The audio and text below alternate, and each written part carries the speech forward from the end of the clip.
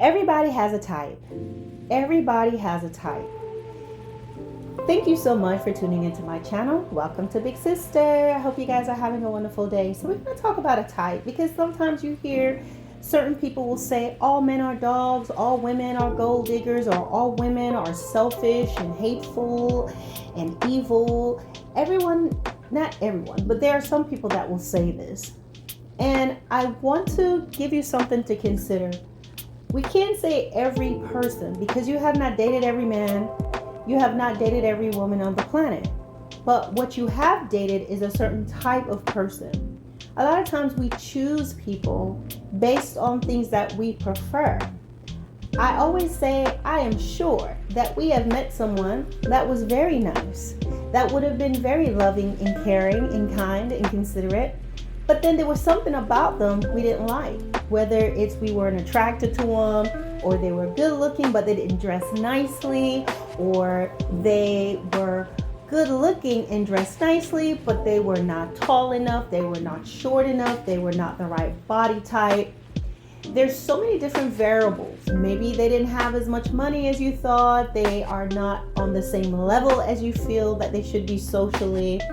Maybe you prefer athletes to the guy or girl that's on the chess club. There's so many things. In addition to, there may even be things that you may look at racially. So a lot of times, guys, the people that you have met, it's not really accurate to say all men, all women, or these type of people are like this, all Mexicans are this way, all Puerto Ricans, all white people, all black people. No, it's the people you chose. It's the people you chose. If we really sit down and just think honestly, okay? I know things are different from people in different parts of the world, but those of you that's like dating and you've gone out a few times and you're a social butterfly and you're out there, or you may not be, a little more laid back, but perhaps you've had a few girlfriends. You're normally choosing somebody who fits a certain profile that you have. You're looking for a certain type of girl, a certain type of guy, a certain type of man, a certain type of woman. If you are attracted to blondes, you're not looking for anyone else but a blonde. If you are attracted to people who have natural kinky hair, you're not looking at anyone else. And even if you notice somebody that's like that, you're probably not going to take the time to get to know this individual, because you have a certain type. So you may see a certain person, but you may just see them as a friend, and you never try to get to know them. You may even have individuals that may come up to you and tell you that they are interested in you, but guess what? They're not your type. So a lot of times, guys, we are choosing people based on what we consider to be our type. And where do we get that from? A lot of that, those types, how do we know what a type is? In my opinion, it's based on your social construct. It's based on where you're from. It's based all these little pieces, your macro and micro sociological environments, all these things, the cues that you get, your cultural cues, what you've seen, what's been deemed to be attractive. As we grow from babies and we're in our formative stages, we listen. We get our cues from our family. The same way how you may be, some of you, if you're from a religious family, you just know you're Christian. You just know you're Catholic. You just know you're Seventh-day Adventist. You just know that you are perhaps in Scientology or whatever it may be. You were just raised in that. That's just how the way it's been. You may have a way that things are done, even at home, right?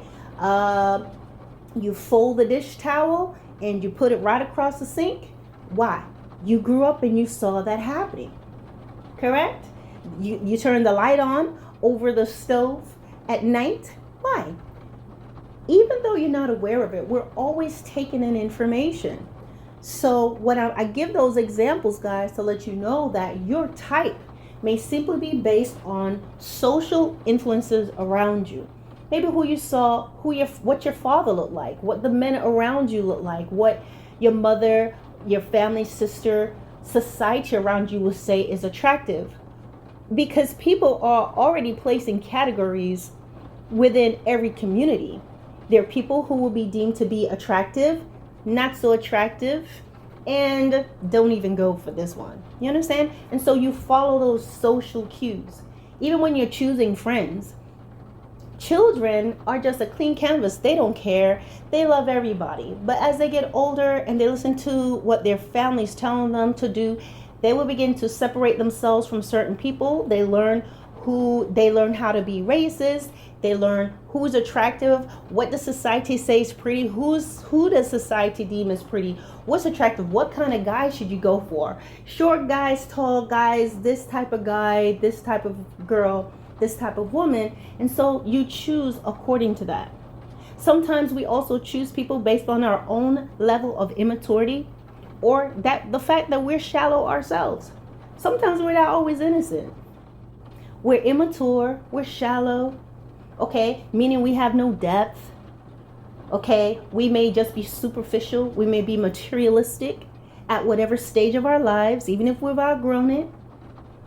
And so you pick somebody based on that. And so what happens is you're going to continue getting hurt over and over and over and over again, right? And the reason why that happens is because you choose not only a certain kind of guy or female based on how they look, but also depending on if you have any sort of brokenness in you. If you have any areas in you, hurt, pain, rejection, that has not been dealt with. You may look good on the outside. You may be physically fit. You may be accomplished. You may be on the board. You may be the CEO. You may own a company. You may have a startup company. You're doing well. You may have a very impressive portfolio, and you have stocks, bonds, IRAs, all these different things, but you can still not be complete on the inside. And so what happens is, even though you look good on the outside and you have changed your address, or you may not even be wealthy, but you may be good at sports, you may be the person that can make everybody laugh, you may be the one that's quick and witty with a mouth, no one can challenge you, you may be the person that you're the best fighter on the block, but inside of you, you're still that rejected little boy, rejected girl, broken girl. You're still sitting there with those dishes shattered all around you from perhaps an abusive relationship or growing up in a volatile home. And so based on that, you're going to find not only will you keep choosing the same look as far as the outside, but you will continue to choose the same sort of toxic person. And the reason why that is because you're pixeled. You've got hurt, just if you could imagine, just little dots just sitting in the middle of your chest that you have not dealt with, but they're also magnetic, right?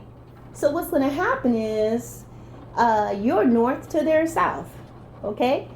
You're east to their west. We'll just do like that. You're north to their south, right? Because we know opposite ends of the magnet attract. So you will see that you're going to draw to them, okay? Whatever your deficit, whatever you need, whatever you're longing for, they're going to have the surplus of that toxicity. And then you guys stay in that same relationship, doing the same old thing. You keep doing the same thing. You keep having the same experiences over and over again. And then finally, when you're frustrated, right, and you're like, oh, I'm tired. I'm tired of dating these Mexicans. I'm tired of dating these Puerto Ricans. I'm tired of dating these flight attendants. I'm tired of dating these white men. I'm tired of black men. I'm tired of this. I'm tired of Indian men. Has nothing to do with it. And you say they're all this way. No, ma'am. No, sir. We have never dated all. And if you've dated everybody, this is bad. Okay? The thing is, you have to examine your type. There's someone you keep picking over and over. And if you really sit down and quiet yourself and think about it, there's someone who really liked you. Someone who really treated you nicely, but you didn't like them. I'm not telling you have to force yourself and be attracted to someone you're not attracted to. But I'm telling you that 9 times out of 10, there's someone that you just didn't give a shot to, because you already had your type in mind and you were not going to give them a chance, right? Sometimes you've had a good lady in your life, you had a good man in your life, but they were what? Some of you, they were too boring. They were too this. Why? Because you're used to toxicity. You're used to the guy that's giving you a hard time, not the guy that's just, or the girl that comes and sees you and doesn't give you a hard time. You know where she is. No, you want someone that's spicy, that's, just a little wildcat, okay? I mean, you just gotta catch her like you're trying to catch a little wild hyena, right? And so as you get older and you continue on this cycle, you get worn out. And then you're going, oh, they're all like this. But I want you to just really be honest and just realize, you know what? The problem just may be that you've had a type that you've always selected over and over again, which is going to give you the same experience. You're going to be drawn by this particular look and build and physique that draws you in. And not only that, if there are any areas in you that you have not worked on, you have not got the healing that you needed, you are refusing to face certain things about you, as long as you continue to keep that deficit, okay, these areas in which you're lacking, whether it's morals, whether it's honesty, whether it's patience, whatever, because every time someone hurts you, every time somebody in your family, that person who abused you and did you wrong and neglected you, understand that they leave little marks on you.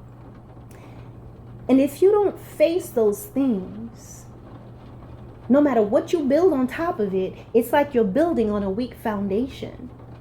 If I'm not correct, if I'm not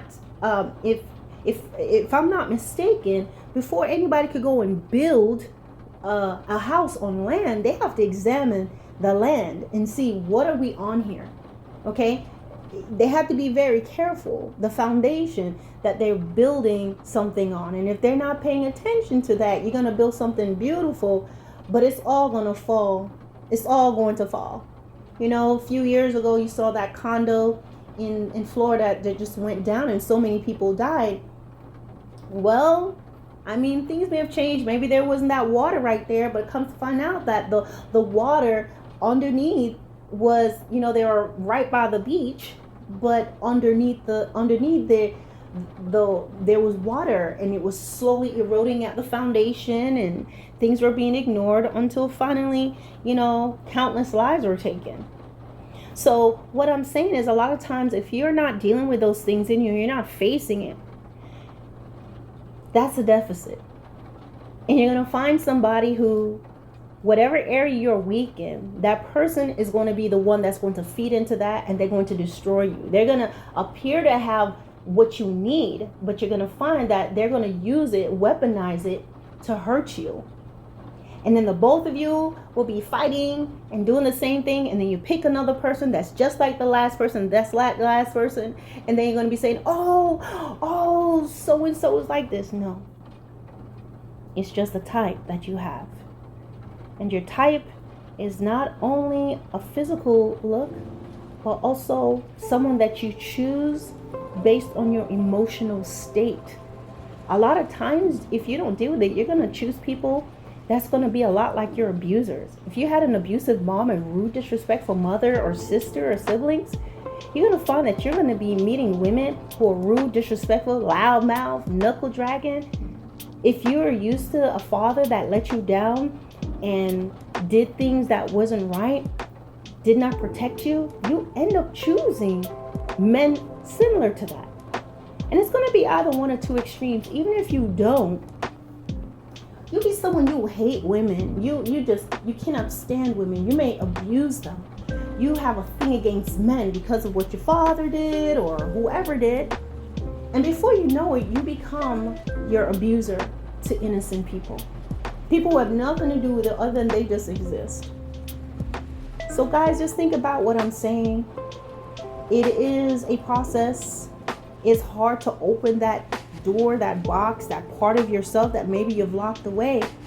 But you're going to see, if you don't deal with it, You're going to keep making the same mistakes over and over again, picking the same kind. If you sit down with a piece of paper and just think of who you've gone out with and think of their traits, what did you like about them? They were live, they were fun, they were wild, they talked back, they were spicy, whatever it was. And then you also think of the negative things. How did they treat you? And you're going to see a pattern of behavior in all of them. And a lot of times, you're going to be able to tie that pattern of behavior to somebody who either raised you, who you grew up with, or what's your social norms. And you're going to see really a lot of the people that you keep going out with is based on who you choose over and over again. Based on what? Your inner deficits. I hope this makes sense, guys. Thanks for listening. Bye.